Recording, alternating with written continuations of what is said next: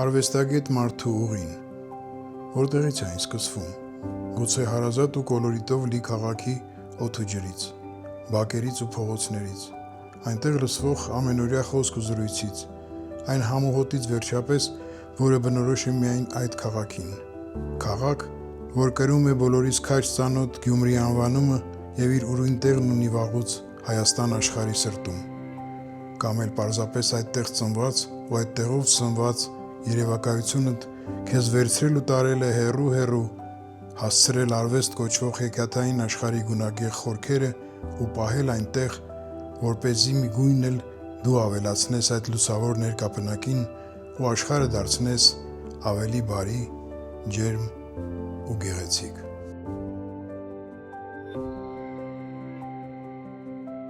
Ես Լեննականում եմ ծնվել եմ երկրորդ համաշխարհային պատերազմի ավարտից 4 տարի հետո, այսինքն այն ժամանակ, երբ որ հələ դեռ ժողովուրդը շատ աղքատ էր, լավ չէին ապրում, ես էլ այդպես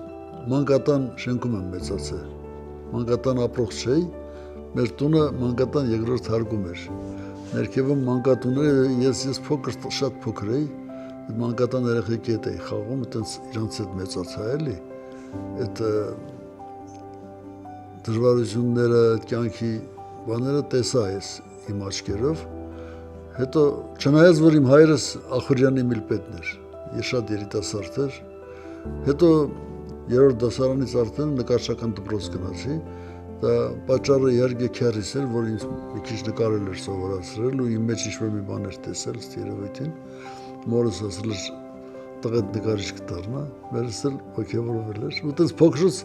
դա ժամանակ սկի վրցին բան չկար, խանութներում տես բան գոյություն չուներ էլի, նույնիսկ բանից էինք սարքում, կատվի մազից բանից վրցին էինք սարքում, նկարում էինք, նկարչական դպրոց էի գնում, Մերկուրովի, մեր դպրոցը շատ հայտնի էր, շատ անվանի դպրոց էր, իմ դասատուները ընկեր Սերոժը, ընկեր Ցողիկը, ընկեր Անանիկյան Հակոբը, որը շատ նշանավոր նկարիչ է, ինձ դասեր էին տալիս այդ դպրոցում ու այդ հետաքրքիր պատասխանատու բան կար Լեննականի նկարչական դպրոցում սովորողները այսպեսի պատասխանատվություն ունեն, որ պետք է կարգին լուրջ աշխատեն, հասիբով լինեն, որովհետև այդ անունը ոնց որ ասած պետք է պահեինք, էլի։ Եվ որից հետո ես այդ դպրոցից հետո եկա, որ ընդունվեմ Գեղարվեստի ակադեմիա, ես Երևանը չէի տեսել, առաջին անգամ Երևանը տեսա, երբ որ եկա ընդունվելու։ Եվ շատ այդպես մի քիչ մոլորված էի, որտեղ տրամվայի բան չէի տեսել, զարմացա զնգոցից բան։ Մի նկարիչ կար, Պետրոս Մալայան, որը նկարները ընդունում էր, նայեց իմ գործերը բան, ասեց դու ես քեզ խորհուրդ կտամ գնամ անգավարժական ընդունվի, որտեղ դու ուսումնարան բան չես ավարտել եւ այլն։ Ու ես շատ լավ ընդունեցի այդ ասածը եւ իսկապես ես գերազանց հնատականներով ընդունվեցի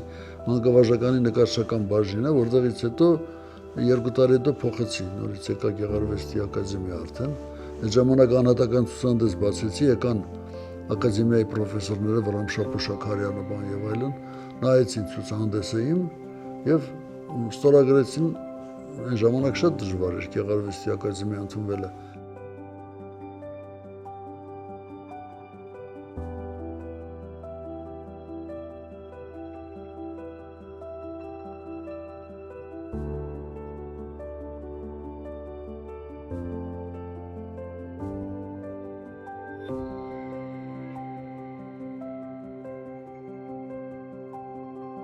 Շատ արտիստիկ բնավորության տեր մարդ եմ, այն ժամանակը փոքրուց դեռ, շատ փոքր ես հիշում եմ, որ այդպեսին է, այսինքն ոչ թե մենակ նկարիչ, այլ ընդհանրապես իմ տեսակով ես արտիստ եմ եւ դա էր պատճառը, որ ասենք հետագայում ես ֆիլմերում էլ նկարվեցի, բանաստեղծություններ սկսեցի գրել, բան եւ այլն, ու արդեն ամբողջ այդպես գլխովին թաղվեցի այդ գործի մեջ, այսպես ասած, արվեստի, ընդհանրապես արվեստի։ Շատ ուսումնասիրում էի փոքրուց արվեստը, նկարչությունը, պոեզիան եւ այլն, եւ դա ինձ այդպես էլ պահեց ինձ ամբողջ կյանքում այդպես էլ մեծացա մինչեւ այս օրերը։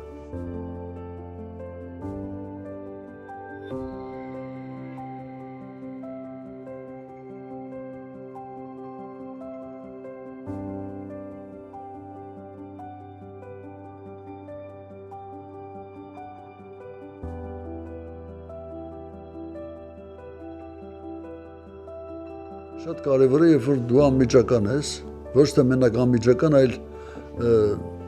նախ եւ առաջ անկեղծ ես դու ինքդ քեզ հետ, անկեղծ ես նաեւ քո ընկերների, բարեկամների հետ, նաեւ քո նկարակալի առջև, երբ որ դու նստում ես նկարելու կամ որևէ բան ես գրում, ստեղծագործում ես, ընդհանրապես ստեղծագործելիս, եթե սկսեցիր սարքել ստեղծագործությունդ, ուրեմն չի կայանում անպայման, չի ստացվում, ֆալշ է ստացվում։ Իսկ եթե անկեղծ ես, մեկ էլ մյուս օր առավոտ արթնանում ես, քո ստեղծածին նայում ես, չես հավատում, որ դու ես արել։ Շատ հետաքրքիր բան կա, բանաստեղծություններ էլ որ գրում եմ, առավոտը կարդում եմ, մեկ էլ ես եմ գրել։ Ոչ թե լավ իմաստով, որ լիացած եմ, այդ բանով չէ, այլ ընդհանրապես ոնց որ ես չեմ հիշում, թե դա ոնց եմ գրել, ոնց եմ այդ տեսիլքը որտեղից է եկել, շատ բարդ է, ինքը այդ պահը այցելում է քեզ, դու չես ըմբռնում, թե դա ոնց եղավ, որ դու սկսեցիր ստեղծել այդ տեսարանը կամ այդ բանաստեղծությունը գրեցիր, այդպես այդ ժամանակ արդեն նշանակում է արվեստի գործը կայացած է, այլապես լինում է սովորական այդպես մի բան։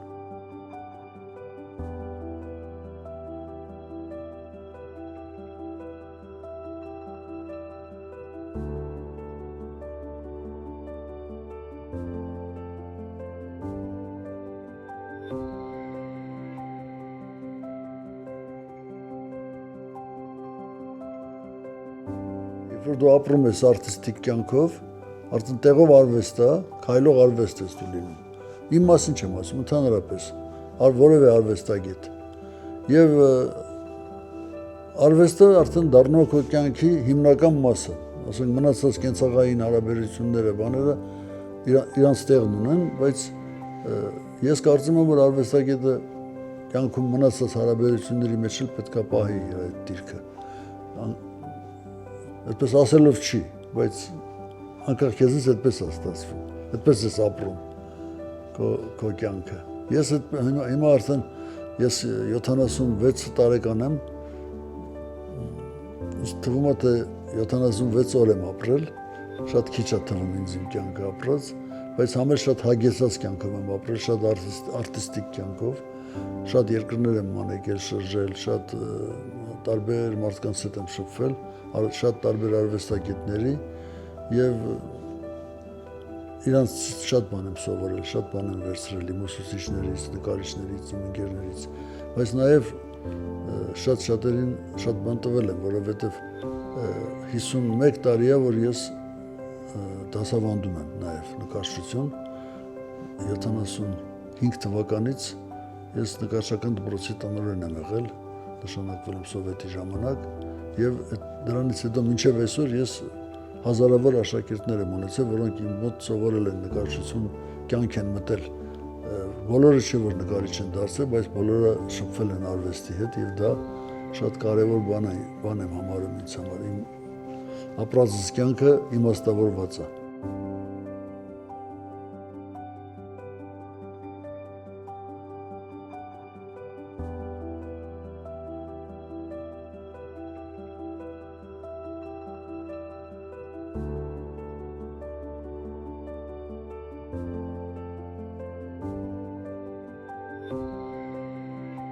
Ընտանիքը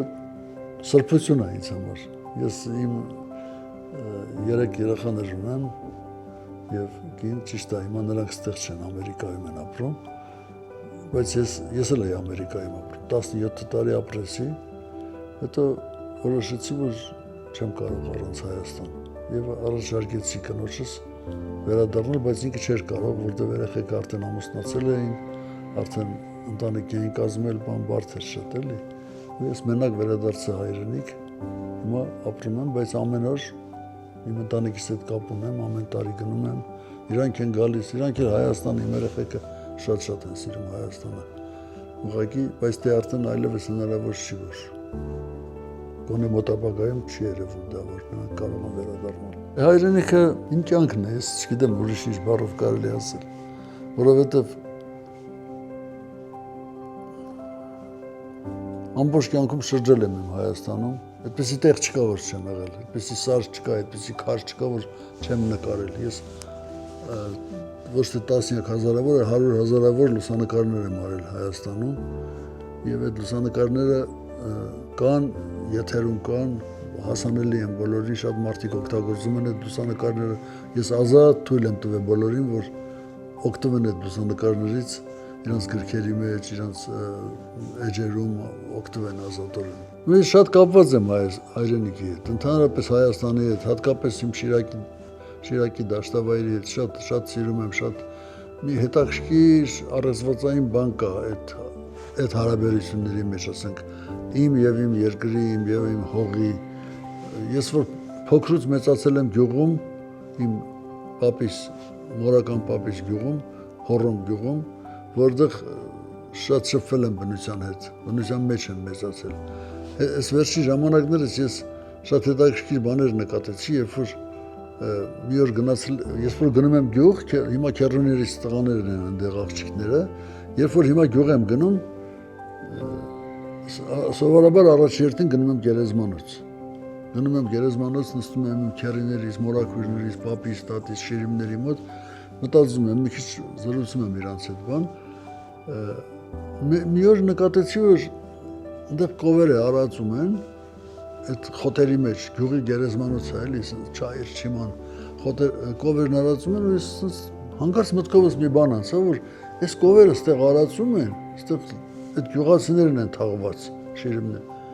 այդ խոտը ուտում են, հետո կաթ են տալիս, այդ գյուղի երեխեք այդ կաթը խմում են, ու դրա համար իրանց բնավորությունը, ասենք, եթե արվեստի ճյուղով զարգացած է մեկը բան, հիմնականում է Շիրակի դաշտավայրի ժողովուրդը չէ, արվեստը շատ տարածված է։ Սկսեցի մտածել, որ շատ տարօրինակ բան կա այդ կապի մեջ, էլի, ուրեմն այդ կովերը, այդ կաթը, որ տալիս են, այդ խոտը ուտում են, այդտեղից ժառանգաբար շատ բան գնում է, փոխանցվում է մարդկանց մեջ, այդ ռեգիոնի մարդկանց մեջ եւ հետեւաբար նաեւ Հայաստանի մարդկանց մեջ։ Մենք մի տեսակի ժողովուրդ ենք, մի բնավորության տեր, դրա համար, քանի որ մենք շատ իրար նման ենք, դրա համար շատ հակասական ենք, էլի, մենք չենք կարողանում բոլորս մի ձևի մտածել, որը լավ է, տարբեր ենք մտածում մենք բոլորս։ Մենք մասնակիցներս Փարքի թատրոնի, որ գլխահակ հեռանում ենք բեմից, դժգո ու անբավարար բաժին ընկած բախտից, մեզ հետ տանում ենք դափնում մի քանի չորացած տերև ու մի կաթիլ արցունք։ Վերջին պահին անգամ չհասկացանք, որ փառքն ու պատիվը, նաև դափնեպսակը ժամանակավոր են։ Նրանք ապրում ու մեռնում են մեզ հետ, ինչպես վերջին ծաղկեպսակը, որ կդնեն մեզ վրա ապրողները մեզնից հետո։ Սերը իմ ստեղծագործության հիմնական բաղադրիչներից մեկն է, այսինքն թեմաներից մեկն է, որ ես չեմ կարողանում առանց դրա ստեղծագործել։ Նկատի ունեմ եւ սերը կնոջ նկատմամբ, եւ սերը զավակի, սերը հայրենիքի, սերը հող ու ջրի, այդ բոլոր բաները իհարկե սիրո վրա են կառուցված։ Մեր սիրելի բանաստեղծը լավ է ասել, սերը գոյության հանճարն է միակ։ Սիրո հակառակն ամենևին էլ չսիրելը չէ, մահն է պարզապես։ Դրա համար սիրո մասին անընդհատ կարող եմ խոսել, ես հարյուրավոր բանաստեղծություններ ունեմ գրած, իմ նկարչությունն էլ հենց դրա մասին է։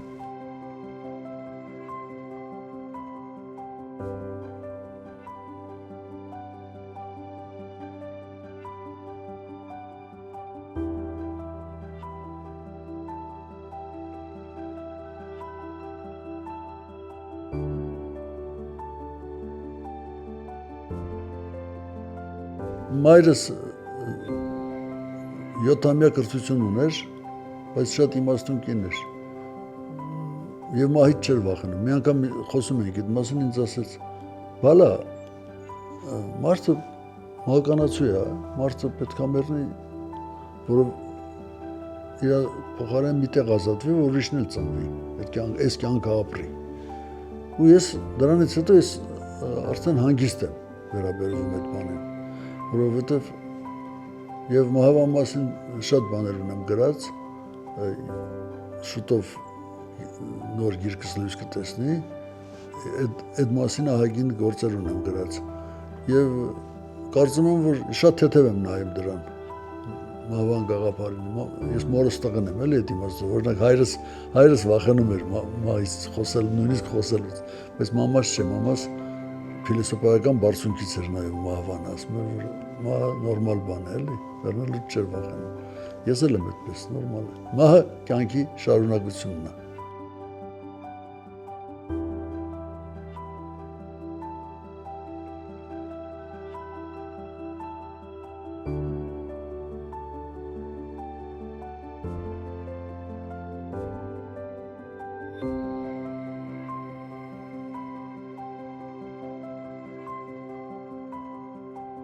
Արվեստի գաղտնիքը այնքան խորն է թաղված, որ հնարավոր չի մեկնաբանել որևէ բառերով։ Մոտավորապես կարելի է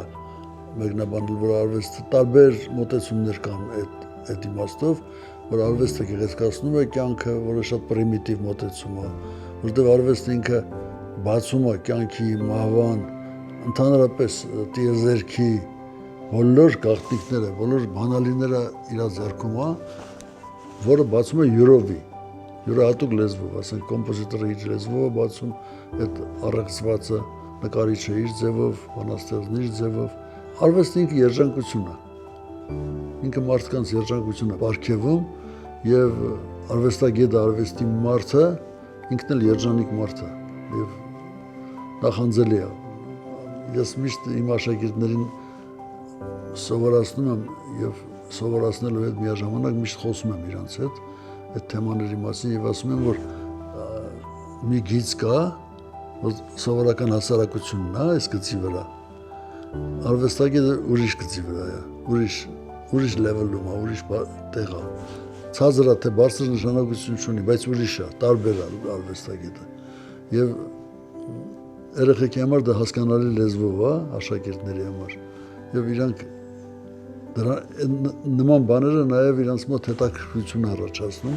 բացի այն, որ ասենք դու պատմում ես արվեստի մասին, ներկայացնում ես արվեստի գործիչների կյանքը կամ ասենք նրանց ստեղծագործությունները, բայց երբ որ դու խոսում ես արվեստի առեղծվածի մասին, արդեն լրիվ ուրիշ վերաբերմունք է, արդեն ուրիշ մոտեցումներ են սկսվում էլի երեխաների մոտ։ Հնարավոր չի բառերի վերածել։ Արվեստը պետք է զգաս խորապես եւ ապրես արվեստով։